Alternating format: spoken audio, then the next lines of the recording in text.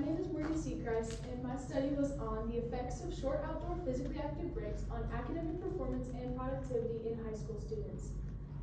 A little bit about me. I'm a senior at Bassett High School, and in the fall I will attend Brigham Young University, and I will major in musical education.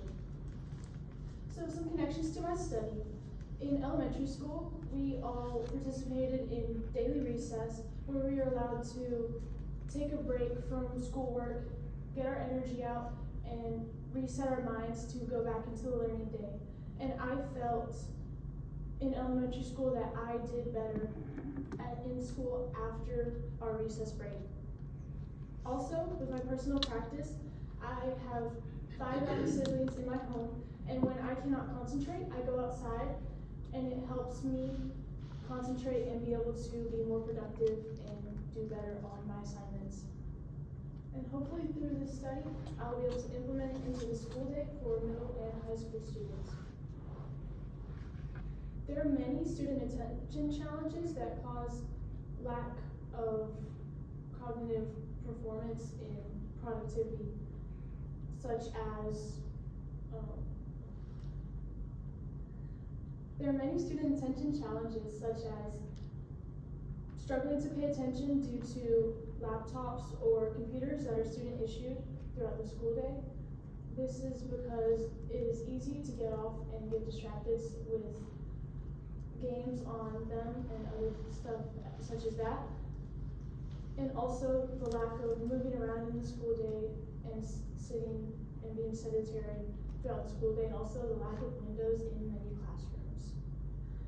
Rosari et al. Did a study on the factors affecting concentration and attentiveness in the classroom, and they asked students what they preferred for the learning style, and many said that they preferred active learning compared to lecture-based instruction. And these researchers found that it does limit the engagement in students to have lecture-based learning. But Miller and Metz asked professors in schools why they do not have active learning, and they said that there are time restraints in the learning day, and also that they are so used to the lecture-based stuff that they did not want to switch to more active learning and hands-on. There are many barriers. Nature exposure can improve participation and visual processing. Pitts looked at the power of plants in the classroom on students. So they had a group of students that had plants indoors, and then they had a group that did not have plants, and they looked at the differences of that, and they found that it improved the participation of the students. And then Daniels et al. Looked at how intervention of plants into the workforce, into different aspects of working, and how it affected those people. And they found that the visual processing of information was much higher in the group that had pictures of plants and potted plants around their workplace. Finally, Johnson et al. Did a study to see if a sedentary break, a 30-minute reflective walk, or a 30-minute walk with physical activity improved performance in brain functions and productivity. And they found that the physically active group improved the productivity the most, following up with the nature. For improving academic performance, there are many simple solutions to improving academic performance. One is to implement tutoring. However, tutoring requires tutors, which are students that will have to give up their time to teach, and which would hurt them because it would not give them as much time to study for their own tests, which would lead to a deduction in their scores. Another way to improve academic performance would be to implement more classes into the curriculum. However, that is very high in cost, and also the resources for more teachers could be low in certain areas, especially in Montgomery County. So researchers have been looking for ways that are both cost and time efficient, and they hypothesized that nature and physical activity will both be beneficial in that aspect. Kuo et al. Did a study on the amount of greening outside of school facilities and how it affects the academic outcomes in the overall school. And they found through their study that the schools with more foliage surrounding had a much higher grade average than the ones with less dense plants around it, or maybe smaller trees. To continue, indoor nature improves classroom experience.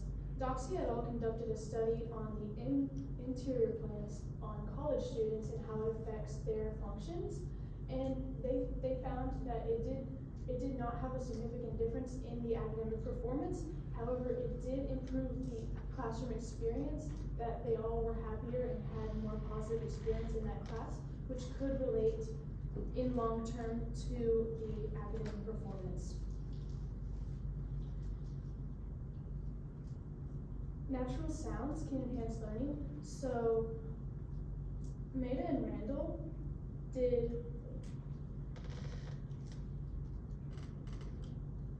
Lua et al. Did a study on how just plain natural sounds such as leaves rustling or birds chirping affected academic performance and academic achievement in high school students. And they found that it does enhance learning, but they found that it was not significantly significant. So maybe by implementing the physical plants and the sounds with it, the audio and the visual will hopefully correlate. Physical activity supports academic performance, and there are many studies that have found that it is statistically significant, such as Solberg et al. They saw how physical active intervention on academic performance in specifically 14-year-olds, which is the middle school area, and they found that it is statistically significant, and it did support academic performance, and there was a higher amount in the group. They also did a long-term study where for every day for 30 minutes, one of the groups would have high intensity, one group would have moderate intensity, and one would have low intensity, and they found that the highest intensity of physical activity resulted in the highest intensity of academic performance. There are many benefits of physical activity. For one, Blanche et al. Found that physical activity reduces fatigue and improves efficiency. Physical activity also improves physical health, mental health, and it increases happiness and well-being. Iwan et al. Did a study to see among women to see if one group that did physical activity versus a group that did not participate in activity, and they did a survey to see how they felt their mental wellness was after the study, and they found that there was much higher difference in the group that did participate in the physical activity. Nature improves mental health and well-being just as physical activity does. Capaldi did a meta-analysis by looking at how different researchers had done studies and how the nature connected to happiness. And through the studies that they found, there was many that were statistically significant in that aspect of how nature correlates with happiness. Nature also boosts creativity and productivity, and it reduces stress and supports cognitive function, and finally it enhances physical health. Mitten et al. Did a study to see a low-cost, accessible way to improve physical health, and they found through this the study, they found that nature improves breathing and lung capacities and lung health. To combine all this, to find a gap in my research, nature and movement enhances student performance. There are not many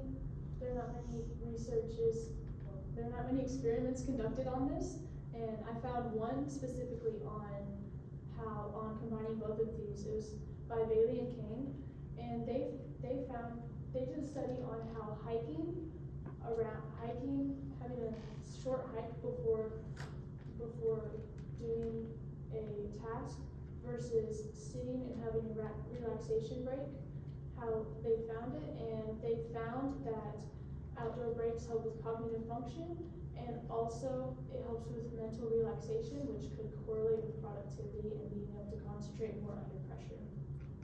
So all of this leads me to my research question, which is how do short outdoor physically active breaks affect academic performance and productivity in high school students? My null hypothesis was that the mean of the first group, which was the outdoor group, there would be no difference between that group and the outdoor group, which was the second group.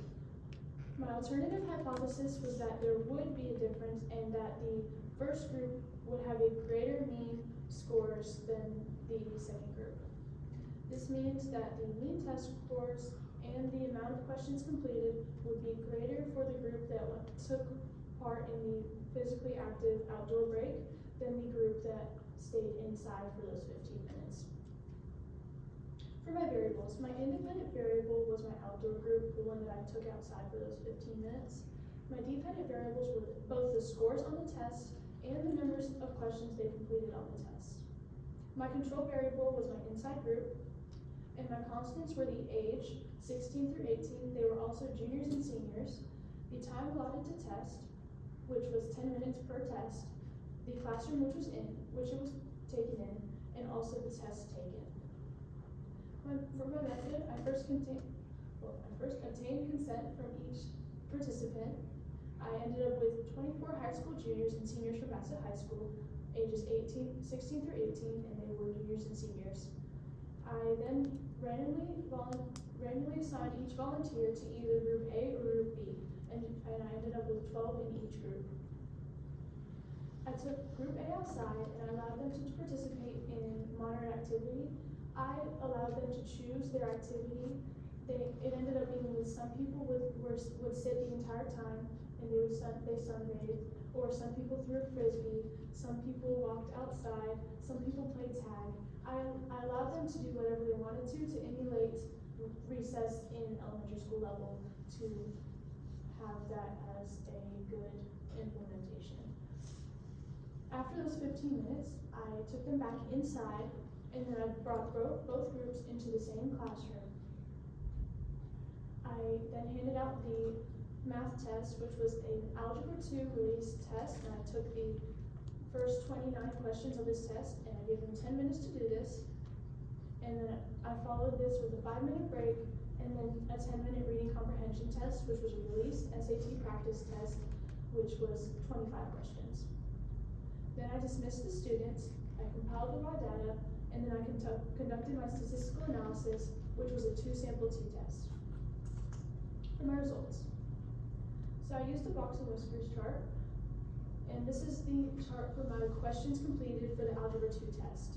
The mean of the inside group was 19, with a lower outlier of 5 and a higher outlier of 29. The mean for my outside group was 14, with a lower outlier of 7 and a higher outlier of 18. For the percentage correct of the Algebra 2 test, for the inside group, the mean was 25%, with a lower outlier of 10% and a higher outlier of 40%. For the outside group, the mean was 55%, with a lower outlier of 7% and a higher outlier of 89%. So the results for my Algebra 2 test. I used this 2-sample t-test, and for the number of questions answered, the p-value was 0.98, and 0.98 is greater than the alpha level of 0.05, or a confidence level of 95%, which means I failed to reject the null hypothesis for this portion of my components. So for the percentage correct, I had a p-value of 0.000143, and that is less than the alpha level of 0.05, and that means I rejected my null hypothesis for that component. So now for the questions completed for the reading comprehension. The mean of the inside group was 13 with a lower outlier of 9 and a higher outlier of 14. For the outside group, the mean of it was 16. The lower outlier was the same as the inside group, which was 9, and the higher outlier was 22. For the percentage correct for the reading comprehension, there was no lower outlier for the inside group. However, the lowest grade was a 39%, and the mean was 50%, and the higher outlier was 70%. For the outside group, the mean was 61%, the lower outlier was 45%, and the higher outlier was 75%. So the results for my reading comprehension test. Again, I used a 2-sample t-test. For the number of questions answered, the p-value was 0.051, and 0.051 is just barely greater than the alpha level of 0.05, so I failed to reject the null hypothesis. However, in the percentage correct, there was a p-value of 0.02, and 0.02 is less than the alpha level of 0.05, which means I reject that null hypothesis. So for the discussion, there is no convincing evidence for productivity. However, there was convincing evidence for academic performance. There is convincing evidence that a short outdoor break can positively affect academic performance in juniors and seniors in high school. This is consistent with most studies, such as the Kua et al. And the Stolberg et al. Articles, but this is inconsistent with some, like the Mida and Randall and the Maisdi-Cordobaria et al., which found that there was no significant difference between two groups in the aspect of academic performance. If this is implemented into the learning day, short physically active breaks could increase cognitive functions of the high schoolers if it is repeated daily. Further research is needed to confirm these results, as I've had many limitations on my study, and the productivity was not improved, most likely to the limitations in my study. So for my limitations, there was an insufficient sample size volunteers, as you would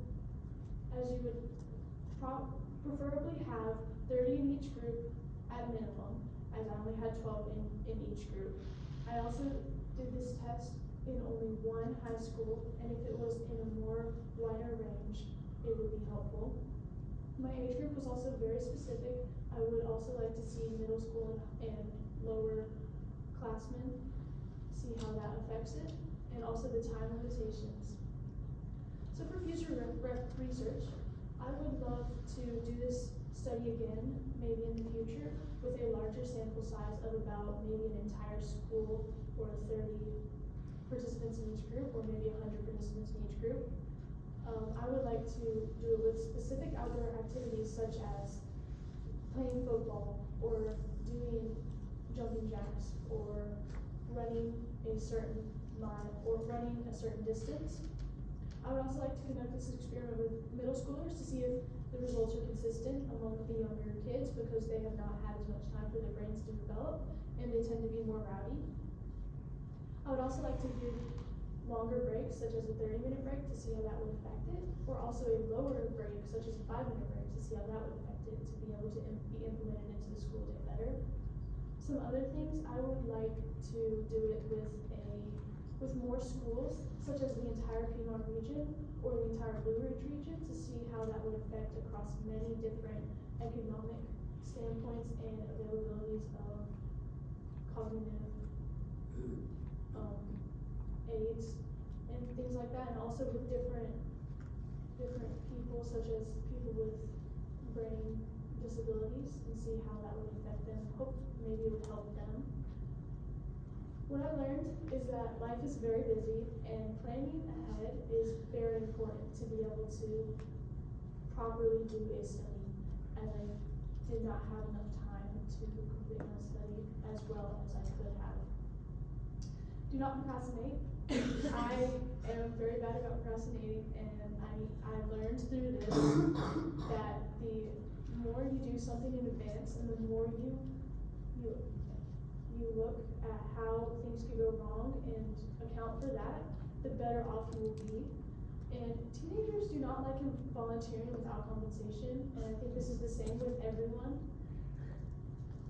But compensation could skew variables, so that's why I did not ask compensation to my study. Thank you to my participants for participating in the study. Thank you, Mrs. Celio, for allowing me to use her classroom. Thank you, Mr. Seacrest, my dad, for supervising the participants that were inside during the study. Thank you, Mr. Minner, for allowing me to use the school as my resource. And thank you, audience, for listening to my presentation. I now open the floor to questions.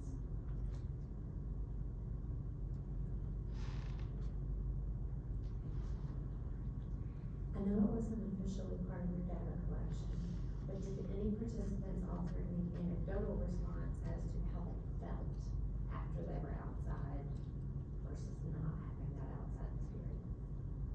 So I did not look at the inside group, how they reacted, but the outside group that was taken outside seemed to have a lot of fun, and they smiled a lot, and they were more upbeat, which could either have a positive or negative correlation, as they are more rowdy, but also they have gotten all of their energy out and are ready to sit down for that extended period of time to participate in the test.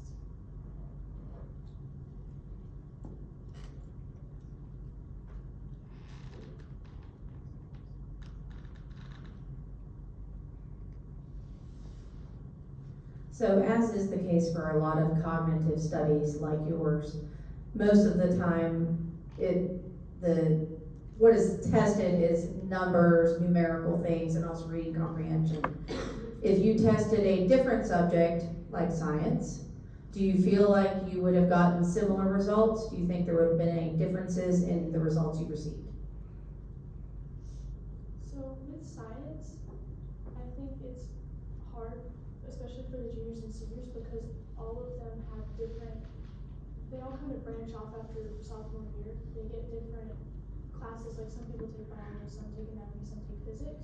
So it would have to be a lower, like a 10th grade maybe level, or like a basic biology. But I do think that the results will be consistent, because it is the same, like, standard SOL subject. I think maybe a difference would be maybe in music, or different, more outlandish subjects such as art or something like that. Thank you, Morgan.